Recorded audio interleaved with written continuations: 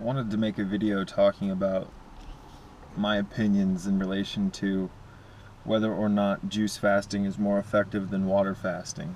And over the years, I've done a handful of experiments. I've made a lot of mistakes. I've learned a lot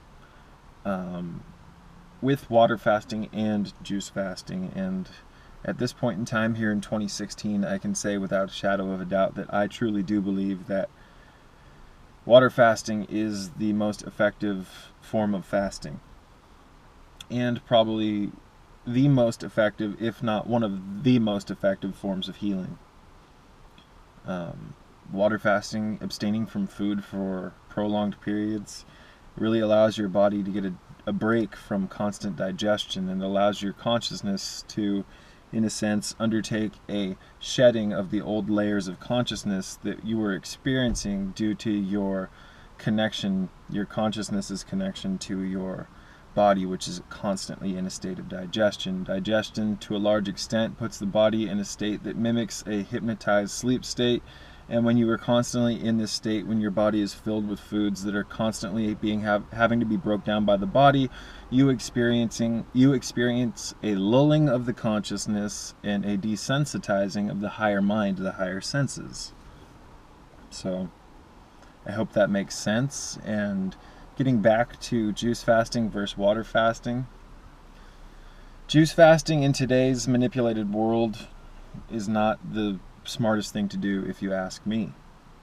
There are many other people out there who venerate juice fasting and say that it's the greatest thing ever, and people do have miraculous results with juice fasting. I mean, anytime you abstain from eating solid foods, even if you're eating junky genetically modified fruit juices, due to the fact that the juices are in a liquid form, I mean, your body does have such a break from digestion, even when you do put juices in your system, that you can have miraculous results with juice. And I'm not saying that juice fasting is bad. I'm saying that juice fasting from store-bought fruits and vegetables is horrible. Absolutely horrible. These fruits and vegetables are nothing like they are when you find them in nature.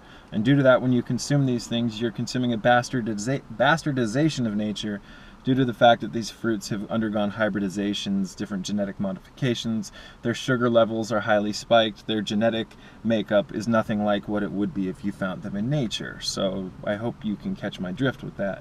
Yes, I do believe that juice fasting with homegrown fruits and vegetables, or foraged fruits and vegetables, things of that nature, that can be very powerful, because that's a much more spiritual experience. When you grow a plant or a fruit tree, when you give it your care and your love, and you watch it grow to maturity, and then you consume those fruits give back to you in a way that is no way, shape, or form close to what the fruits and vegetables give back to you in the stores. So the store-bought fruits and vegetables will just give you doses of fluoride and different chemical compounds and different non-nutritional information that these, the fruits receive. The trees receive this information from the garbage water they're being fed. And I hate to tell you, the organic movement's bullshit. I say this often, and I like to repeat myself, because repetition of a message does constitute mental programming. So that's great that fruits and vegetables appear on the external layer to be, oh, it's healthy, man, it's natural food, blah, blah, blah. Fruits and vegetables from the store is not natural. The whole process of buying things in a three-dimensional box is unnatural, under fluorescent lighting, and all the fruit's been sprayed, and people have touched it. So you also have to remember the intimate connection between the tree and the person growing the tree or cultivating the fruit. When there's no love involved, the fruit is massively diminished in its life force and its emotional body, nutritional information, due to the fact that fruits are filled with water. Water receives and transceives information from the world around it. So the fruits pick up information through the water and the fruit and the cells in the fruit. So when you have bad people creating fruits and vegetables just so that they can make more money to fund their illegitimate profiteering with bogus foods and etc., bogus farming, bogus agriculture, I mean, you just don't get the love and compassion in the light codes and the different information that you'd find in fruits and vegetables found in nature or cultivated with your own hands and your own love and your own care. So it's scary to me that we don't know who's been taking care of our fruits and vegetables that we buy at the store. We don't know who's been tampering with the water that they feed these organic fruits, etc. So that's why I don't recommend doing juice fasts. But I mean, if you're new to fasting and you can't dive directly into water fasting with teas and clean alkaline water, then you can, utilize fruit juice and vegetable juice to get through that period until you can get to a state where you're happy with just water and tea, and if you need some coffee, you can have a little bit of coffee and things of that nature. So again, I've done so many experiments with juice fasting, and I've done so many experiments with water fasting, and water fasting to me is just so much more inviting and so much more interesting and spiritual, just due to the fact that you need less. I want to live in a way here in this matrix where less is more. I don't want to have to be going to the store often or doing this or going out and finding all these fruits and vegetables. I want to do what's easy and what my body loves most. And I mean, the almost paradoxical nature of health being so simple in such an overly confused and chemically indoctrinated, medicated world, where all I need throughout the day is water. I like to imbibe in teas because they do have flavor, they do have nutritional elements, antioxidants, different anti-cancerous constituents. But at the end of the day, I can get through my entire day on just water, although I do like to imbibe in a cup or two of coffee and some tea throughout the day. But it's just so much easier to not have to run the juicer every day. It's so much easier to not have to clean the fucking juicer. There's a massive wind tornado right next to my car right now. Wish I could have got that on film, damn it. Very cool. To me, intuitively, I feel like that is the elements speaking to me. And I do believe within my heart of hearts that the elements and the astral plane and the different serpentine deities and all the supernatural elements of nature do protect this channel and do manipulate its trajectory out into the digital realm so that people can find this channel at the right time and receive the information in hopes that this information can move them or motivate them to get back up or to continue moving forward on your spiritual soul journey, your spiritual journey here in this matrix, this physical spiritual matrix. There's so many dimensions interweaving within this physical dimension. It really is a template for evolution out here in this Garden of Eden, but due to the fact that we're being sprayed everywhere, due to the fact that they've erected their telephone fucking poles everywhere and interweaved all of their electronic pollution and their satellite pollution in all these cities, I mean, Jesus Christ, the control here is insane. But due to the fact that they've made it look cute on they've made it look cute in movies, and you think it's cute to live in your little town with your telephone poles and your cute little street signs with their cute little names. You have no clue the type of control that's going on behind the scenes. And I've said it once and I'll say it again. Oftentimes, very negative and evil things are hidden behind non-threatening, gentle appearances and things of that nature. Real people who can help you, real people who want to help, come with heat. They come with tough love. They're not people with tough love aren't always nice. See, this matrix has conditioned people to always think that they're entitled to being treated nice, or that there's no tough love, that you have to be babied through everything, that there's no masculinity left. Come on, man.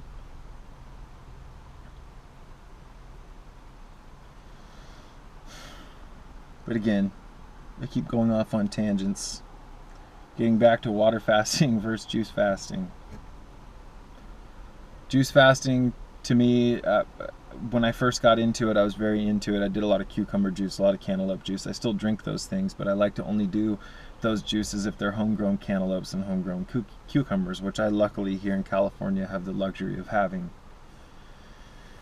But, with all the experimenting that I've done with juice fasting, it doesn't come anywhere close to the results that I've had with water fasting, because water fasting, again, it's just such a more spiritual experience, and by default, by definition, by proxy, the definition of a fast is when you abstain from calories, and the only way that you're going to be able to do that is if you drink water or dry fast, which I don't necessarily recommend. And a dry fast is when you abstain from water and food. So again, the definition of a fast, juice fasting is not fasting. You can consider it feasting, I'd call it, but I wouldn't consider it fasting, because fasting is when you abstain from all calories. And there's calories in cucumbers. I don't care if it's negligible amounts or small amounts, these things still, when you put them in the body, they take you out of the healing state that is only induced through abstaining from calories. So when you abstain from calories on water for a prolonged period, your bodies go through, or your cells go through a self-renewal process where they scrub themselves and they excrete foreign unneeded matter, etc. But when you're constantly inhibiting that function from taking place within your body, which is induced from water fasting and abstaining from food, you constantly put your body in a state of digestion, and your cells and your internal environment never has a chance to really self-organize itself and get rid of the things that it doesn't need. So you're constantly embedding your colonies of cells with more fluid as they're trying to clean themselves, and they're choking to death because you don't give your body enough time to take a rest. So that's why your body's always giving you signs that you're sick. You're always plugged up. You're always coughing. You feel fatigue.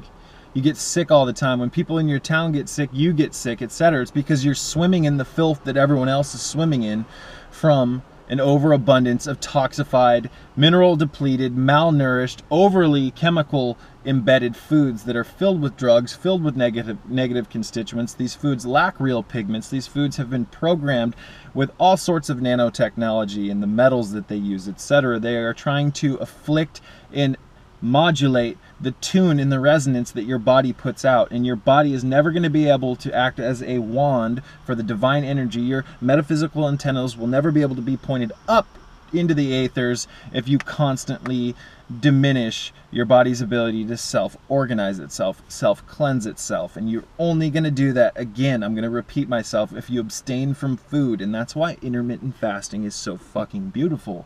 It offers us a hack out here in this matrix where we can fast and imbibe in one large meal a day filled with, I mean, my God, once you get into this thing, once you start kickstarting the healing process, you can really start, I mean, how would I say this?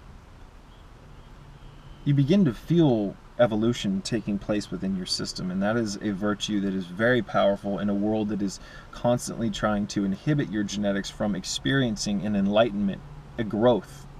So they want our genetics to remain stagnant for a prolonged period so that the body can never heal itself, so that by the time we are 50 or 40, even now 30s and 20-year-olds are even getting cancer.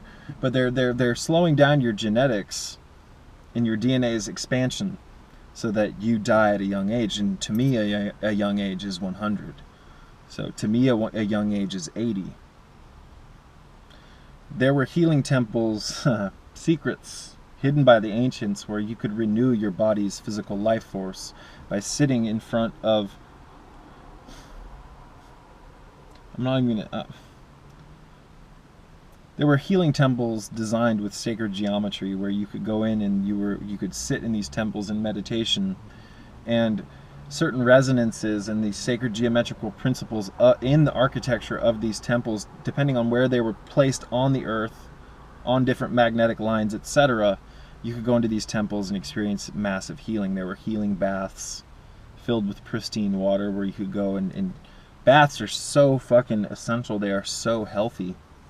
If you make baths properly, you can really open up the pore and allow a lot of junk to pour out into the bath water. And that's why the ancients bathed often.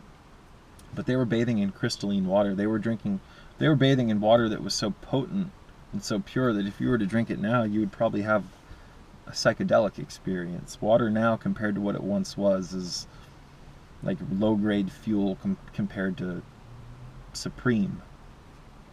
So, not only that, there were passages to get down into the halls of Amenti where one could renew himself by sitting in front of the flower of life within the halls of Amenti, such as Tahuti. Thoth did this, and countless others, but I don't want to talk about this at this period. But Thoth did live to be well over 1,000 years old, and I hate to tell you, you've been programmed to think that you only have a good 60 years here to 100 years. So that's another way that they program you. They get you into this, oh, man, you only live once logic, man. You only got a few short years. You better live it up and be a pig. So they do that so that you think that you have a short time, and by believing that, you want to just maximize your time here and get the most out of the pleasure central pleasure faculties of the chakras, and by doing that you submit to your own death because you get locked in this algorithmic engagement of degrading your body at the expense of you thinking, oh, I only got a few short years, man, YOLO, bro, we don't got much time, dude, I gotta go out with a bang, you only live once, man, you only live once, live fast, die young. This kind of logic, this type of bullshit, which is perpetuated in all the TV programs and in all of childhood stories and all this other shit. You'd be surprised, you'd be fucking jaw-dropped and disgusted to see how much time and effort organizations put into programming children through television programs and different archetypal images which resonate with the subconscious mind. But the average adult, due to the fact that he is a malnourished moron, all these things aren't recognized by the adult who's responsible for programming their child with this garbage, and they're unresponsive. They don't notice it, just like the child. So they live in a state of ignorance. Ignorance is their food, therefore, they liveth in death, it is therefore their food. And that is a passage from the Emerald Tablets of Thoth, the Atlantean. The things that are profitable to the fool are regarded by the fool as being trivial or unimportant. Things that can help the fool are looked at as being unimportant and, again, trivial. So he liveth in death because of this, and that it's therefore his or her food. So, this is deep, man. This is a deep experience out here in this matrix.